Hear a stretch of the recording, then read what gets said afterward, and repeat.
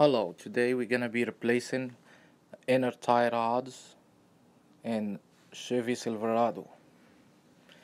This inner tie rod usually goes the same process on any other cars. As you see, there is a play on the wheels, and when we diagnose it, it's from the inner tie rods. Both sides are loose or bad, so we're gonna go ahead and replace those. We begin by taking the cotter pin. We're gonna need to remove this boot and the jam bolt.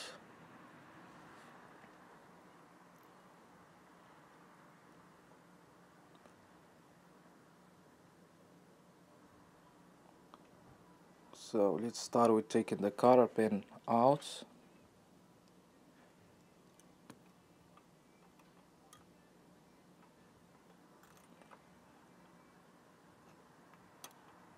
And we're gonna replace it with the new one, of course.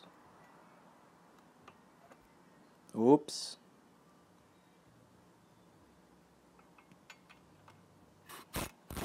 We use 19 socket to remove the outer tie rod nut.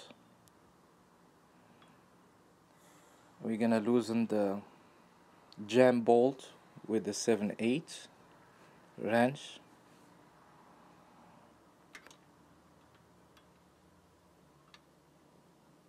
That was easy. We're gonna tap the spindle to remove the outer tie rod.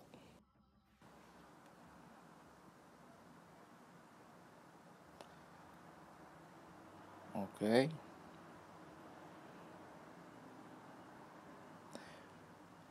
So next we're gonna remove that boots.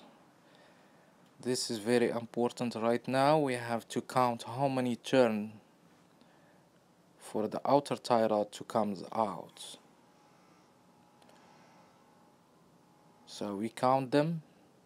So when we put them back, we can put them the same. Like if we took 19 turns, we put 19 turns. That was in this case. We remove the clamp for the boots.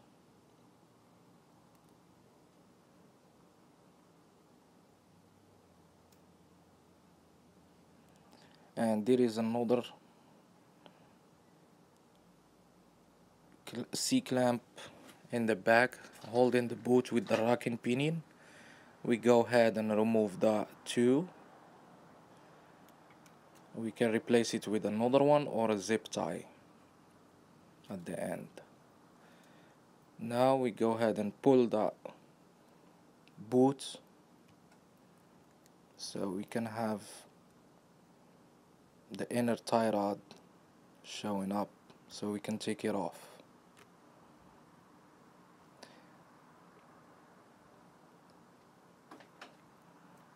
Can do it with one hand. Alright, here we go. There is a plastic cap covering the tie rod, the inner tie rod. We have to pull that plastic cap to the back, and in this car we have enough space from the bottom so we can use any tool to open the inner tie rod. That's not the case on other cars. Sometimes you need to use the special tool for that.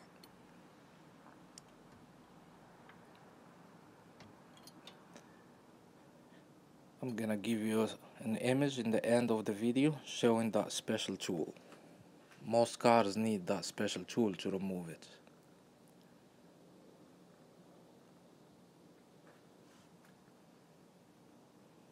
We're gonna replace it with a new one. We use some Loctite, so we want to open back for safety. We're gonna tighten back the inner tie rod, put the cap on the top like it was, then put the boots back and secure it with the clamp or zip tie to the rocking pinion, and put the clamp in the front like it was before.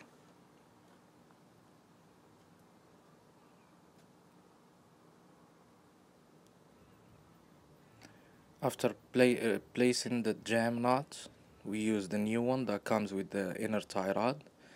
We're gonna count back 19 turn, and just to have the car able to drive to the alignment place. You're gonna need alignments anyway.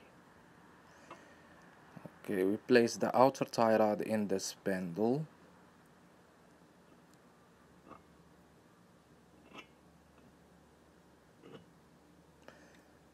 And we tighten the outer tie rod knot back, and of course make sure you put the cotter pin. That's the only thing holding it. If it gets loosened or something, at least the wheel won't be free, completely free. You won't have any control on it if it gets loose. I used new cotter pin. In the end, we have to tighten the jam bolt.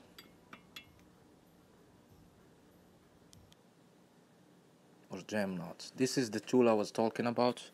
That's a special tool for the inner tie rod. Thank you for watching. I'll see you soon.